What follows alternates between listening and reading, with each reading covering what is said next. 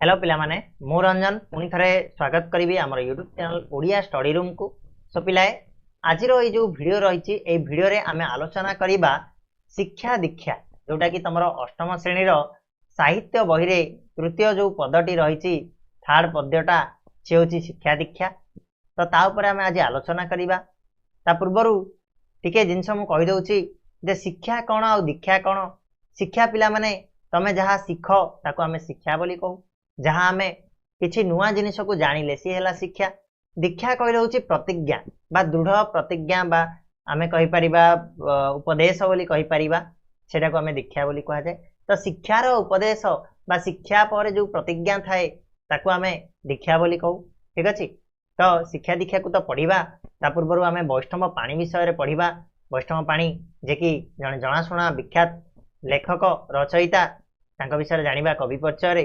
ता पूर्व पिला माने गोटे छोटिया काम करिवो वीडियो को टिके शेयर कर देबो चैनल को टिके सब्सक्राइब कर देबो। जदी करि ना हो परिच तो बहुत बढ़िया कथा अन्य मान को जणै परिबो।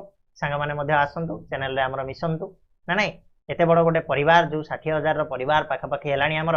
हां आगो को आउरी आमे बड़ परिवार करिबा जोठी मु तम मान को प्रतिदिन ए भलिया किछि ना किछि शिक्षणीय जिंस दउथिबे आ तम मान को गोटे जिंस करियार अछि ताकू दीक्षा करिकरी आगो को बढ़ियार अछि। ठीक अछि बिले तो आशा करी तुमने जहाँ कहली बुझी पारिथिबो। आउ शिक्षा दीक्षा पढ़िया पूर्वर वीडियो को टिके लाइक शेयर आउ सब्सक्राइब करदेव। ठीक अच्छे ना बिले जीवा आग को बढ़िया। देख वैष्णव पाणी विषय जानिबा शिक्षा दीक्षा कौन तो जानिले वैष्णव पाणी विषय टिके जानिबा तापर आग को बढ़िया। तो कवि परिचय रे आमे प्रथमे देखिबा जे प्रसिद्ध गीतिनाट्य रचयिता वैष्णव प्राणी 1882 मसीह जन्मग्रहण करथिले। 1956 रे तांकर देहांत घटिला। से कोठी जन्मग्रहण करथिले ना कटक जिल्लार महांगा अंचल रे थिबा कोठपदा ग्राम रे से जन्मग्रहण करथिले। कोठी ना कोठपदा गाँ रे से जन्मग्रहण करथिले वैष्णव प्राणी जहाँ को आमे प्रसिद्ध गीतिनाट्य रचयिता भाव में जानू। गीतिनाट्य कहले कौन पिला माने देखिथिबो तमे गीत सहित नाटर सामंजस्य को गीतिनाट्य कहा जाए। जो गाँ गहली रे गीतिनाट्य हुए तापरे पाला हुए भजन जनान यही सब जिनस अधिक रुचि रखुतिले के ना रचयिता वैष्णव प्राणी। ये सब जिनस रचना रही रचना रे लालित्य कथित शब्द संयोजना पाठक मानू मुग्ध करे। ओडिया साहित्य रे वैष्णव प्राणी गणकवि भाव में परिचित। मन रखियो पिला माने ओडिया साहित्य रे वैष्णव प्राणी को केउ कवि बोली कहा जाए ना गणकवि भाव में से परिचित। तांकर लेखा गुड़िक मध्य मेघनाद वध रंगसभा कार्तवीर्य संहार प्रहलाद चरित राम वनवास कर्णवध दक्ष यज्ञ प्रभृति तांकटी केतोटी स्मरणीय रचना ए भितर बहुत गुड़ाए गीतिनाट्य रही ना नहीं। तो ये जो कविताटी पढ़ा पिला माने आमे ये कविता रे पिता पुत्र माने बापा पुओ आ भाई भाईर संपर्क सत्यनिष्ठा अहंकार शून्यता नारीर पतिभक्ति एवं भगवत प्रेमर महिमा एठी वर्णना करा जायछि। बापार पुओ प्रति जो स्नेह थाए पुओर बापा प्रति जो सम्मान थाए भाई भाई भितर जो स्नेह संपर्क जो भल पाइबा थाए गोटे स्त्री ता स्वामी प्रति जो प्रतिभक्ति थाए जो निष्ठा थाए से विषय कहुई अहंकार शून्यता विषय कहुई। ठीक अच्छे से विषय में पढ़ला बेले मुझे तुमको डिटेल बुझेबी। ठीक अच्छे तापरे एथिरे दर्शक मानक संबोधन करी राम वनवास विषयटी को कि प्रकार महान शिक्षा उपदेश मिल पारे ताहा उल्लेख कर जो कविताटी रे कवि राम वनवास घटनाटा को प्रतिपादन करिकी सेथुरु हमको कौन शिखिबार अच्छी से राम वनवास रु आमे कौन शिखिपारिबा दर्शक माने बा पाठक माने से कथाटी कवि हमको कहिसंती संबोधन करिकी दर्शक माननकु ताले से जिनसटा आमे आलोचना करिबा। तो पिले एटा टोटाली बेस हेकी रही रामायण रो जो घटनावली रही से घटनावली आमको कौन शिक्षा मिले से जिनस आमे देखिबा। देख पिले शिक्षा कर पितृभक्ति दीक्षा कर एही नीति भिक्षा कर पछे सत्य बाट न छाड़ भाई रे स्नेह के मंत देखिल कह वृथा अहंकारे नरे आउ न पड़। ठीक अच्छे ये टाइप किसी हम तो तुम मैंने पढ़ी नब। ठीक अच्छे गोटे कहीदेली आम पढ़ा जे शिक्षा कर पितृभक्ति दीक्षा कर यही नीति भिक्षा कर पछे सत्य बाट न छाड़। कवि कहउचंदी एठी दर्शक मानकू एई जिंस देखिया पाई चाहुचंदी जे शिक्षा कर कौन ना पितृभक्ति शिक्षा कर। तमे जो रामायण देखिल राम वनवास कथा देखिल सेठू कौन देखिल पितृभक्ति देखिल। रामचंद्र से चाहिए कौन राजा ही पार नथांते तांकू राजा हवा पाई पूरा सब किछि सरी थिला घोषणा हो जाइथिला बिल्कुल सब प्रिपरेशन कंप्लीट हो सारी शेष जो दीटा बरर सहायता ये माता कैकेयी दशरथ को जो दीटा बर मागी जे राम 14 वर्ष वनवास जीव आ भरत अयोध्यार राजा हेबो ए दीटा बर कथा जेतेबेले दशरथ शुणिले दशरथ कही नथिले रामचंद्र को कही नथिले सी मना करदेले कैकेयी को जे मु पारिबिनी मोर असत्य हो पछे मु केबे भी पठेई पारिबिनी रामचंद्र को वनवास मु ता बिना रही पारिबिनी। तो सेतेबेले रामचंद्र पितृभक्ति देखैथिले आउ निजे कष्ट सहिबा पई 14 वर्ष काल से वनवास को गमन करथिले निज बापांकर सत्य रक्षा करिया पई से 14 वर्ष काल वनवास को जाइथिले। आजिकल तो पिला माने बापांको पाख बापांको रोकठोक गाली कर देबे तू कौन करथिलु मु कुछ कर परिबिनी तू जहा करछु करे एमिति का कहउछन पिला माने माने देखो मु कहूनी जे बापा माँ मान को डरिबा उचित से मान को सम्मान देबा उचित आमे तांको सहित फ्रेंडली मिसी पारिबा किंतु रेस्पेक्टर सहित सम्मानर सहित जोटा कि धीरे धीरे आजिका समय से जिनस माने पळैलाणी कहले चलिबो से जिनस प्रति किए भी ध्यान दियंतिनी। हाँ पितृभक्ति आ नाही कहले चले आजिका समय रे।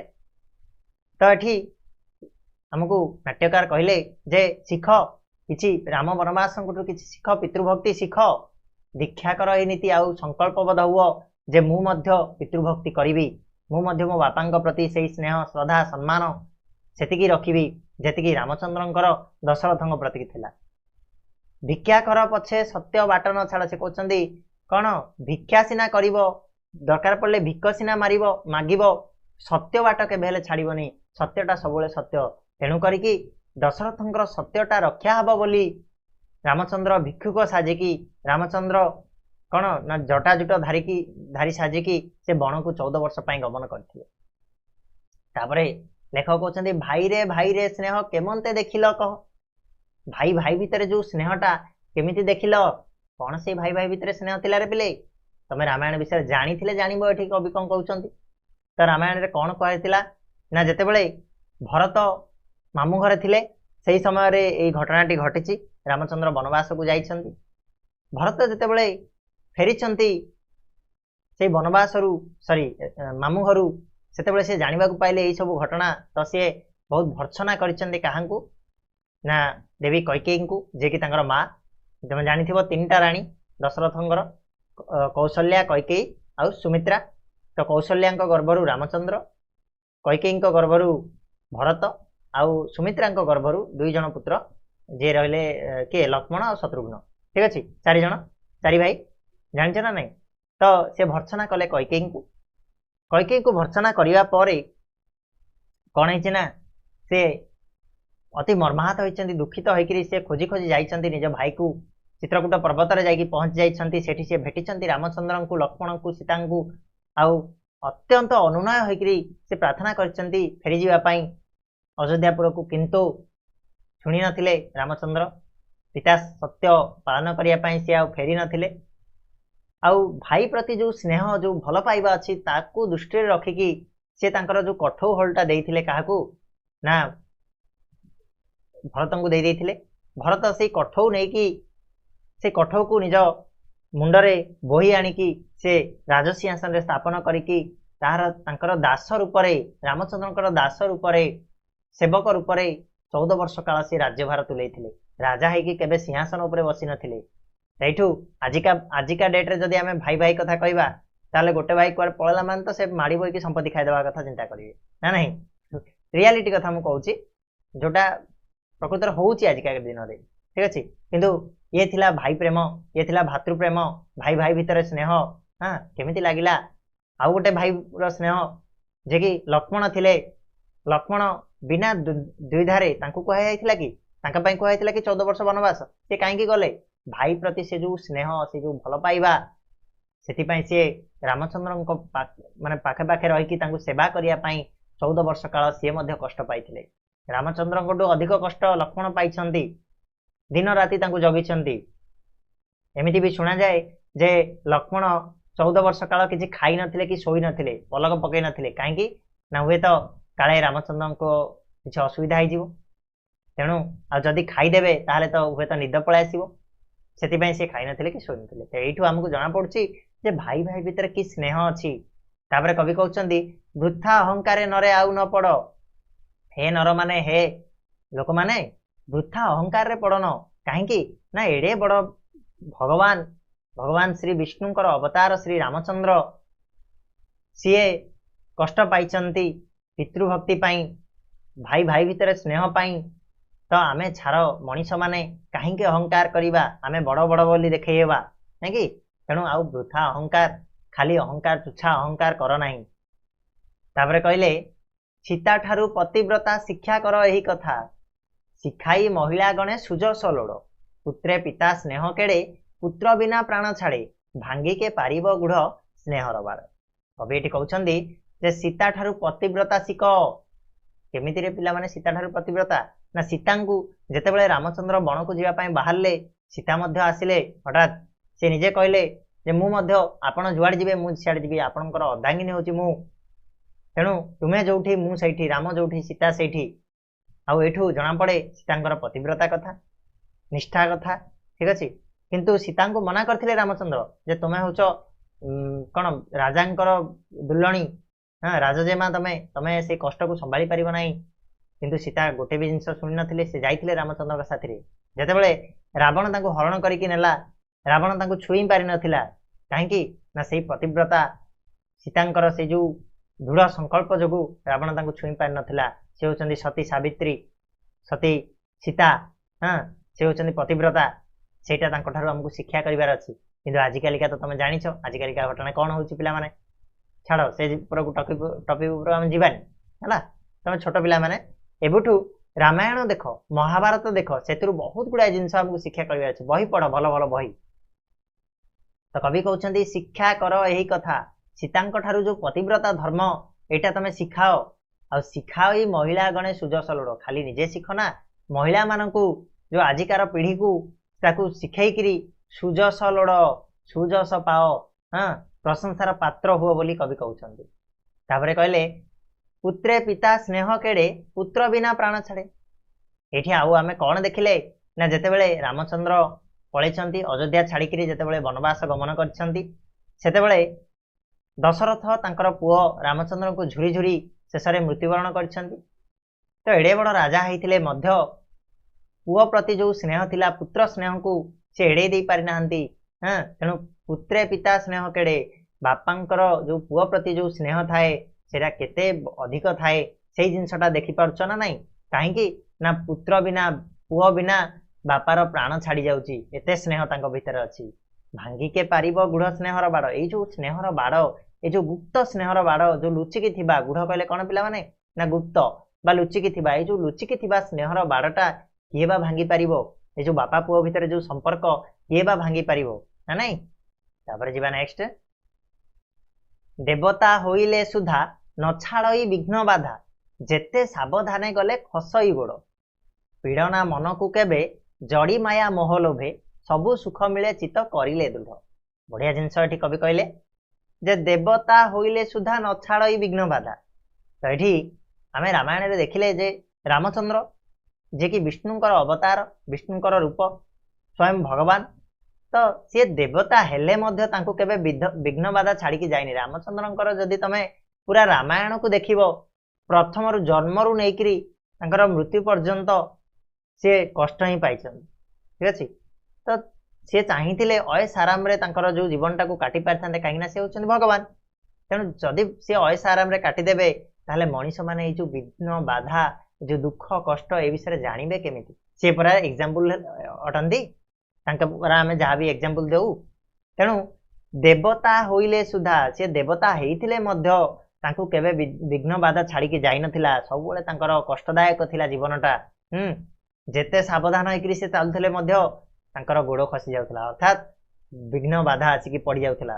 तेणु एठू आमको कौन शिखिबार अच्छी जे जदि देवता है तांको बाधा विघ्न छाड़ी गलानी आमे तो छाड़ मनीष आम तो एटा कमन जिनस आमको दुख आसीबो कष्ट आसीबो किंतु आमको ताकू धरिकी चलिबार अच्छी।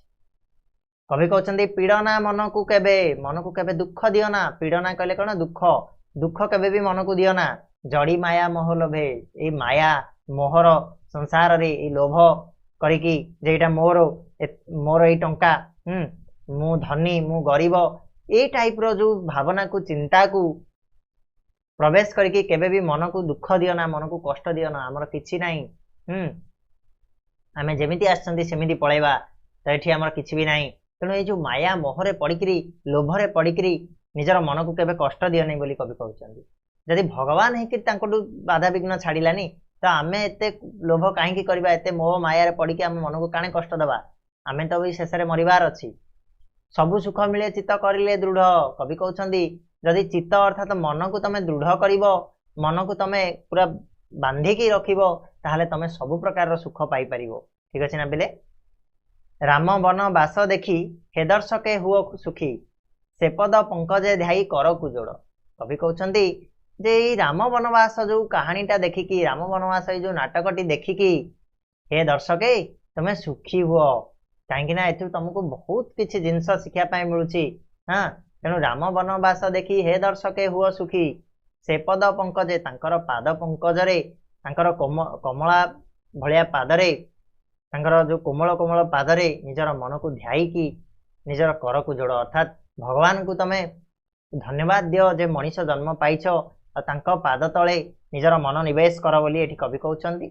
तापरे कहउछंती मूढ़ वैष्णव आस मूढ़ कहले कौन मूर्ख मु होची मूर्ख बोली कहउछंती कवि निज निजको वैष्णव निज निजको मूर्ख बोली कहउछंती मूढ़ वैष्णव मु किछि जानिनी मु होची मूर्ख मु मात्र तिले मात्र एतिकी टिके जिंस जानिछि। आजिकालिका आमे जदि टिके ज्ञान पाइगलु ताला आमे पूरा सर्वज्ञ बोली भाबु किंतु पिला माने एठी देखो वैष्णव वैष्णव जे कि लेखक से कौन कहउछंती ना मु होची मूढ़ मु होची मूर्ख मु किछि जानिनी करिछि हेबाकु दास मु आशा करिछि कौन हेबाकु ना तमर दास हेबाकु कार भगवान श्री रामचंद्रंकर दास हेबा पाई सेवक हेबा पाई आशा करिसंती जाजोगे जिणिला हनु सुवर्णगड़ आउ उदाहरण देखि कहिसंती जे जे दास हेकि तमर दास हेकि हनु अर्थात हनुमंत ना कि हनुमान सुवर्णगड़ अर्थात कौन ना सुनार गड़ सुनार महल अर्थात होची कौन लंकापुरी को जीतिकी पळे आस्तिला हनुमान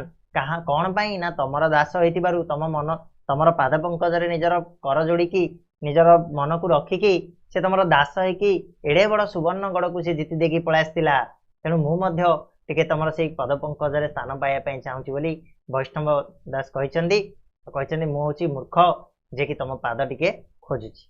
ठीक अछि बिले ये थिला संपूर्ण कविता आशा करछि बहुत किसी जिनस एथरु शिक्षा पाई मिलिबो। ठीक अछि ना ऑनलाइन क्लास जेहेतु आम टिके सर्टलाइज करके मुझे तुमको पढ़ाई दूसरी टिके स्पीडली पढ़ाई दूसरी ऑफलाइन होता पिला माने गोटे घंटार क्लास जाइथा ये एबे तो मात्र 20 मिनिट होइछि ना कि आउ टिके अछि आउ टिके हम पढ़िबा आधा घंटा पाखपुखा हो किंतु गोटे घंटा मुझे तुमको पढ़ी था रामायण सबू जिनस को मुझे टेक्निक कही था मु जो ऑफलाइन क्लास निए ऑफलाइन मोर कोचिंग अच्छी से कोचिंग रे मु घंटाए नहीं या दीटा क्लास नहीं गोटे क्लास रे भी हेलानी दीटा क्लास नहीं डिटेल रे पढ़ाई। ठीक अच्छे तेणु तुम आउ टे जिनस को बुझापी चेष्टा कर। हाँ तुम तो सब खाली व्यस्त हम ताले जो लिमिटेड समय भितर किसी किसी जिनस रही ना नहीं किसी जिनस कहु किसी जिनस रही। ठीक अच्छे तेणु ऑनलाइन रे ऑफलाइन टा सब प्रिफर करे ऑफलाइन क्लास इज बेटर सब बेटर थिला रही है ऑनलाइन रे भी जिनस को बुझी हम किंतु आउ टिके एक्सप्रेस करता जोटा करनी आ ठीक अच्छे किसी असुविधा ना जी जिनस तुम जान बेस जान पाठ दृष्टि देखा गले बाहर भी बहुत जिनस तुम जान ये गोटे सूचना देती पिला माने आमे पढ़िबा कौन से सूचना ना ये कविताटी वैष्णव पाणी राम वनवास गीतिनाट्य संगृहित होती आमे देखिले एठी पितृसत्य पालन उद्देश्य दशरथ नंदन श्रीराम वनगमन करथिले जोटा मु तुमको कहली सांगरे जाइथिले पत्नी सीता आ अनुज लक्ष्मण अनुज कहले पिला माने सान भाई लक्ष्मण आ सीता देवी जाइथिले सांगरे तांकर रामंक वनगमन बेले भरत थिले मामू घरे मु कहली राम को वनगमन दुख को सही न पारी दशरथ प्राण त्याग करथिले जो पिता पितर स्नेह केड़े हाँ सेठी देखिले अयोध्या को फेरिया पर भरत सब कथा जानिले और श्रीराम को फेराई आने से अन्वेषण अरण्य को जाइथिले अन्वेषण कहले खोजिबा पई खोजी खोजी चित्रकूट नामक स्थान रे भाई मानक सह तांकर देखा हला अयोध्या फेरिबा लागि भरत जेते अनुनय कले जेते प्रार्थना कले मध्य श्रीराम राजी होई नथिले निज सान भाई भरत प्रति अधिक स्नेह थिबारु तांको श्रीराम निजर पादुका प्रदान करथिले पादुका दिरा देइथिले कठौ दिरा देइथिले आ प्रबोधन देई तांको अयोध्या को बाहुडाई देइथिले श्रीराम पादुका को सिंहासन रे स्थापन करी भरत तांको सेवक भाव में 14 वर्ष काल राज्य शासन करथिले रामायण रे वर्णित होई अख्यायिकर शिक्षणीय दिग उपरे राम वनवास गीतिनाट्यति रचित होईछि और यह गीतिनाट्यर शिक्षणीय दिग को पठित कवितार प्रतिपादन मध्य करा जायछि एथिरे भातृप्रेम कथा कुहा जायछि पितृभक्ति कथा कुहा जायछि पतिव्रता धर्म कथा कुहा जायछि जीवन में बाधाविघ्न को ग्रहण करिवार इच्छा शक्ति और आदर्श विषय मध्य वर्णना करा जायछि माने गोटे कंप्लीट पैकेज आमे को कहि परिबा सब किछि जिंस हमको एठु शिक्षा पाई मिलुछि ठीक अछि बिले जो कष्ट वार्ड गुडा का थिला मु तो सब गुडा का प्राय तमन कहि देइछि आ जदी कोडा कोडा रहि जाइतिला तमने देखिना